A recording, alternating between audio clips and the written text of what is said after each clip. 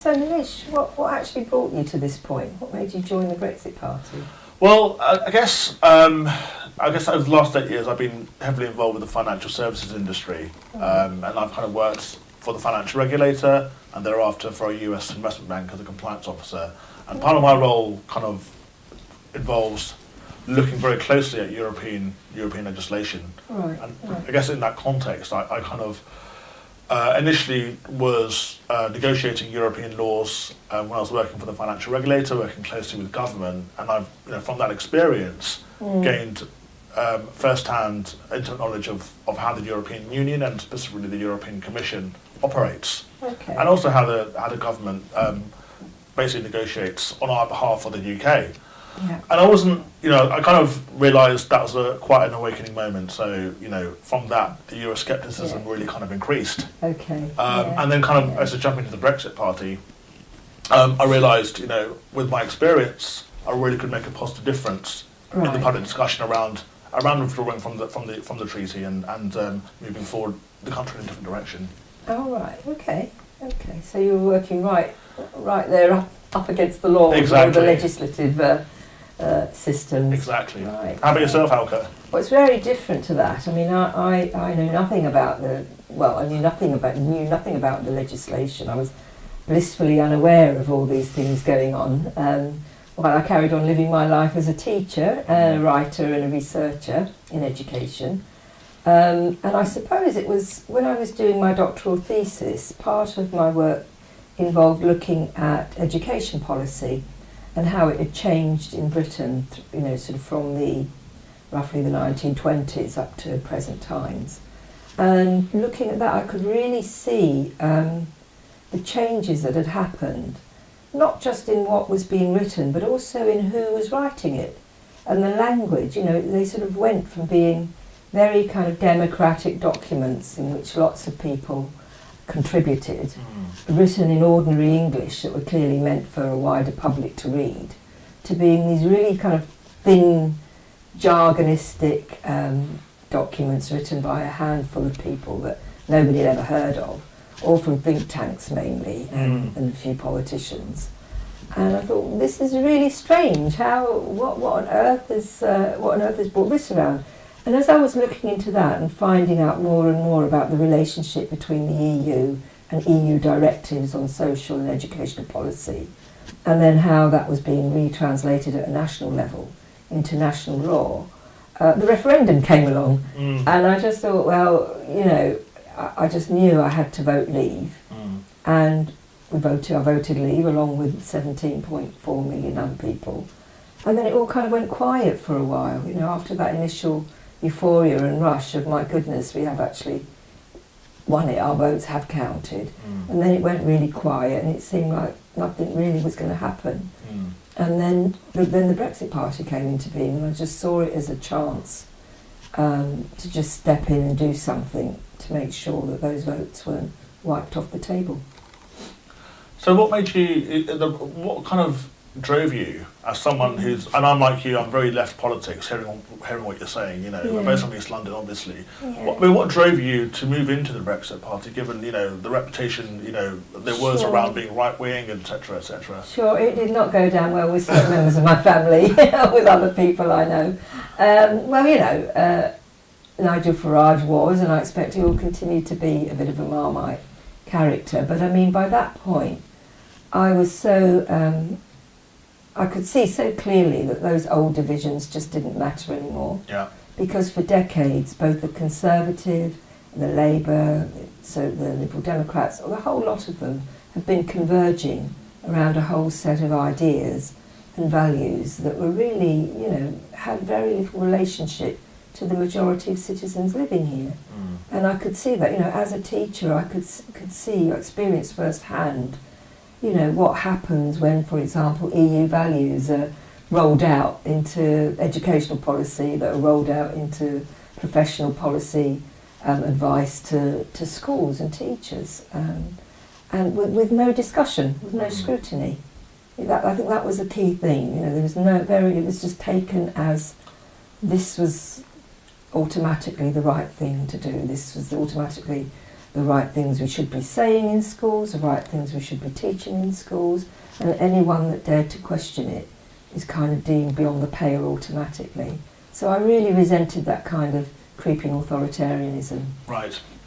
It's interesting you say that, actually, and kind of a lot of that speaks to kind of, I guess, my perspective in terms of, you know, my industrial background, and you know, there's definitely that culture of accepting what's fed to you, you know, among the politicians. So there's definitely, I think, a top-down kind of culture where we've now got to a point where I think we're spoon-fed information and we're expected to rely on it. And, you know, kind of, you know, with that in mind, actually, one of the things, you know, I needed to do is really look at, you know, very closely the negotiations with the European Union. And kind of, aside from my kind of personal experience, like more historically, you know, we've had Maastricht, we had Lisbon, you know, we've had referendums that were promised but not delivered. And so I kind of, you know, looked at this with a very sceptical frame of mind. And so, you know, one of the things I thought I needed to do with that European kind of, you know, context, understanding how the Commission works, is really break down that treaty, have a look at it in a lot of detail. You know, while we've got various lawyers who have commented on it, and it's, you know, subject to interpretation, you know, the thing that's been missing is the, I guess, the EU kind of cultural, political aspect of it. That isn't understood as you work there. Absolutely, yes. And so, you know, Boris Johnson and Theresa May before him tried to kind of present this treaty as you know, the first step to Brexit. Unfortunately, you know, with my background, I've become even more sceptical about what this treaty does and our ability, kind of looking forward, to get us out ultimately on a free trade agreement. And so, you know, I've done this analysis very quickly over the last 2 weeks while working full time.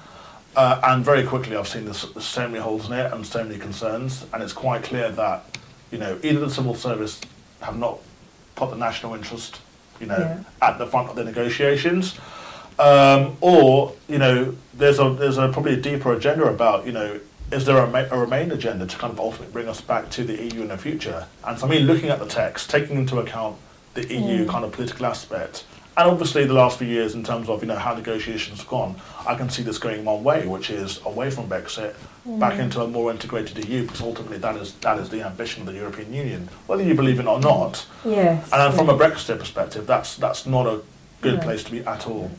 Well, I mean, I think that's really interesting, because I mean, I to be honest, I have no idea. I'm not in the mind of the EU bureaucrats that are running this. I'm not quite sure what they want. I wouldn't be surprised if they probably some of them might be quite fed up with Britain by now and would want us out of the EU. But at the same time, that doesn't mean to say that they're going to make it anything easy for anyone that wants to go against their project. I also doubt very much that they're going to achieve the kind of integration that they seek. You've only got to look at what's happening internationally within Europe, but also in countries outside. There's clearly something going on that's really profound, and although it hasn't got an organised political voice yet, you can see that people are beginning to wake up to the fact that the political order of the post-war period simply won't do anymore, and it's all open, it's a lot more open.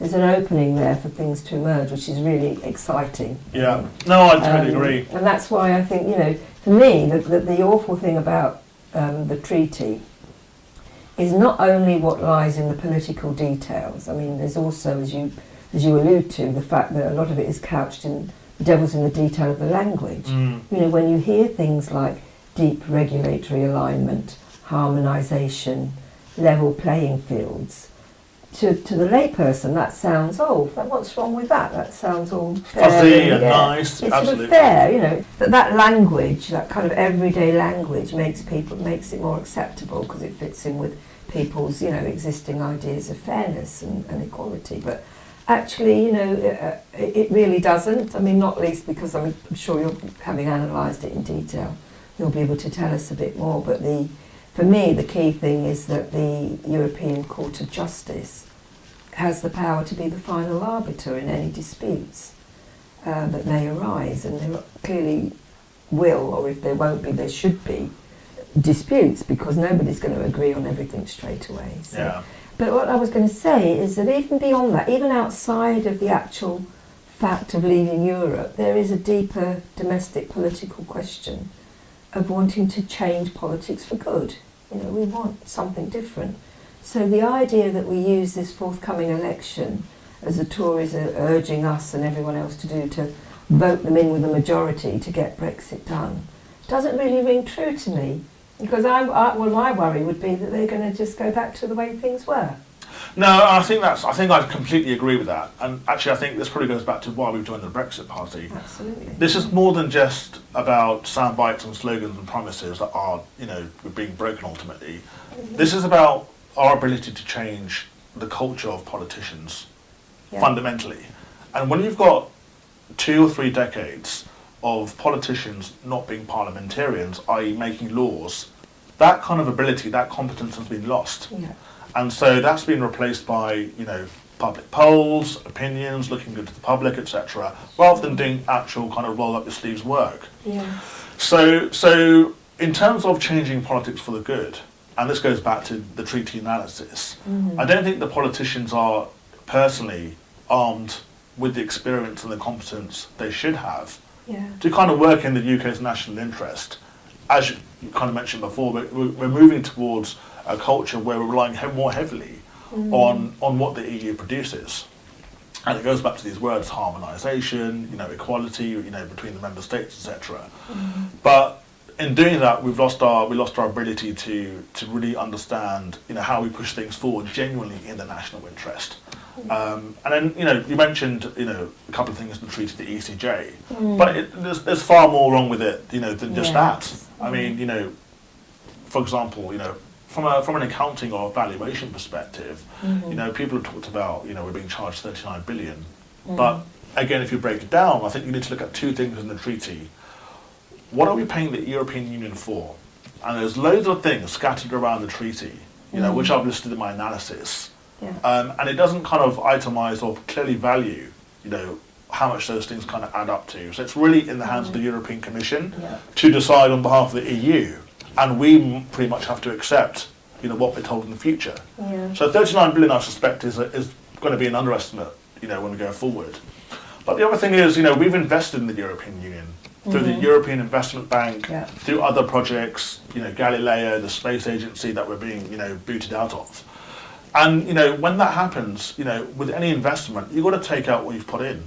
Everyone talks about this being a divorce settlement. Well, if it's a divorce settlement, you need to have your fair share. You don't give it away.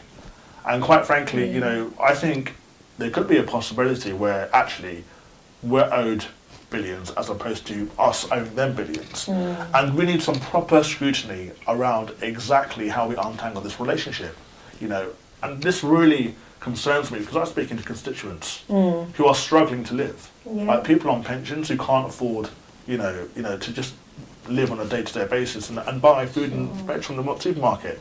And yet we've got, politicians on our behalf giving away tens of billions of pounds as if it's, loose change. And that's just quite frankly negligent. No, I mean, I agree. It certainly is, you've painted that, that financial monetary side of things really well. And I agree, there is more to it than just the European Court of Justice. I mean, one other thing that's really important for me, coming from the left politically, is the question of the European Defence Union, which I find absolutely appalling. Again, the fact that this kind of closer integration of British military and security forces into a supranational one, or the idea of collective security, which again sounds so good, collective security, and you think of, telling your kids to stay with their friends to keep each other safe. Yeah. But that really is so not what this is, and the fact you've had Juncker openly say that that the European Union should be run like an empire, and that they want to intervene more freely in Africa. I mean, what is this? Is this some kind of back to colonial, scramble for Africa type thing going on here? No, absolutely. And again, very little public discussion about it. I know, and I think, I personally would say I don't have, I think, military cooperation internationally, globally is a good thing. That's why we have NATO. Yeah. It's important that national countries have strong military, defence forces, for ultimately the peace of the entire world. And I agree with you. The answer is not to achieve further, cooperation with the EU and kind of succeed more power. The answer is actually to make sure there's two things. One is we need to ensure that, peace-loving countries are contributing their fair share of, percentage of GDP to NATO. And right now, the UK and the US are ahead of the game. We're not getting fair contribution from the European Union countries when we should be. So that's where the focus needs to lie when it comes to defence and military cooperation, not creating some kind of EU club, because that's just not, again, in the national interest. It takes further away our ability to make independent decisions on very key issues that really impact kind of world peace. I think that's like your last point is really important, especially in today's geopolitical situation, which is, profoundly changing. We're seeing shifts of power, slow shifts. It's not all happening all at once. Yeah. From between America, Russia, China, India. There are all these new powers emerging, and I think that democratic countries need the flexibility. It might be much more helpful and better for the interests of British people to have, like as you were saying, a military force that is actually closely aligned to the government and the people of its own country, rather than being forced into having to support missions abroad, simply because the dominant powers within the EU think that that's in their interest, but that isn't necessarily going to be in every single member state's interest. No, that's true. That's true. I think. Look, even if you kind of, I think the one thing I would say with this treaty actually is taking it back to kind of what's in the text. Even if you forgive, everything that doesn't work for the UK in terms of the transition period, and even the stuff that kind of lasts some years after the transition period, key problems are we don't actually fundamentally know when the transition period will end. We've got Article 50 right now in the EU treaty, which gives us 2 years, and we've failed to get out in that 2-year period. Now we're moving to a treaty where there is no exit date or means of exit in a clear way that we have in the EU treaty. And to kind of suggest that this is a first step to Brexit, quite frankly, with that regulatory framework, given how the EU operates, is frankly naive, and from my perspective, I'll say directly, nonsense. Yeah. And then, pointing that aside though, you've got to look at the future arrangement, the political declaration. Yeah. And we're hearing from the Tory party that don't worry, we're going to get, this is our way out. We're going to get a free trade arrangement sorted out. It's going to be very quick. Well, if you just look at the text, of what's in the future trade arrangement, and some of that is hidden away in the transition part. So some of that stuff is permanent. Right. Like we spoke about defence and crime. Yeah. But it's beyond trade. We're looking at things like education, culture, science, the environment, workers' rights. Now, regardless of your position on all of these, my fundamental view is, and I'm from a left perspective, that should be decided from a UK Parliament perspective. Absolutely. And the agreement should be focused on trade. So why all this stuff is referred to in the political declaration, which has binding force, I just do not understand how that is consistent and marries up with what our politicians are saying to the public right now, and it really does. Well, it frustrates and angers me, to be honest. Could you just clarify something for me, Munish? Sure. I thought the political declaration had less binding force than the WA. Well, see, the problem is no one can guarantee how much binding force it has. So what you've got to do is look at kind of how it's referred to in the treaty, which is a legal document. Article 184 is what basically gives it force, and it kind of puts an obligation on both the EU and the UK to use its best endeavours to come up with an agreement which kind of reflects what is in the political declaration. And quite frankly, if you look at the number of paragraphs in there, it's almost half the size of the withdrawal agreement. So it's essentially the framework for a full-on blown treaty. And then, if there's a dispute in terms of the scope of what's included in that future agreement, treaty, in my view, it's going to be determined, a dispute's going to be determined by the European Court of Justice. I mean, how can that be, independent and fair? I mean, we're setting ourselves up to fail. And that's why, I'm not taking a hard line, and in the Brexit Party, we're not taking a hard line. It's a pragmatic line that we've got to kind of stop this before it's too late. Yes, I think that's absolutely right. And I mean, I think the other thing to think about, kind of if you like, the wider, more general political, democratic point, is that, you know, the thing that makes a referendum or any vote democratic is not the mere technicality of you know, having it, of holding it. It's the enactment of the decision afterwards. Yes. And we haven't had that enactment of the most important, the largest, over 70% turned out for that referendum. We haven't had the enactment of that decision yet. So if Brexit doesn't happen in the way that really it's only the Brexit Party that is putting forward with the kind of, you know, catch-all phrase of a clean break Brexit, but this is, you know, we've been discussing what that would mean. If that doesn't happen, then that means that really important referendum mandate will not have been enacted. And if that isn't enacted, that is really going against every, you know, the very fibre of democratic principle. I don't think the established parties really realise what damage that's going to do. No, I think you're absolutely right, and I think there's, you know, I think there's two things. So that's your starting point. But for me, there's another aspect to this, which is, you know, we've got to make Brexit happen, but we've got to make it work. And to make Brexit genuinely work, I think there's two key things we have to have the ability to do. We've got to fundamentally review our legislation, our industrial standards, and think about what is smart and what is burdensome and costly for business. Two, we've got to really think about, you know, not in a overly quick way, but in a smart way, looking at the economy overall and where we want to move. What kind of trade deals do we want with other countries outside the European Union in a fast changing global environment? And to achieve those things, and it circles back to your point about changing politics for good, you know, we need politicians, again, I make the point, who are competent and have the ability to do that. And that right now, with a current, you know, suite of parliamentarians, they just do not have that ability. And they've admitted it. I mean, many of them support Remain, they believe in Remain, because they don't have the knowledge or the capacity to do the actual work.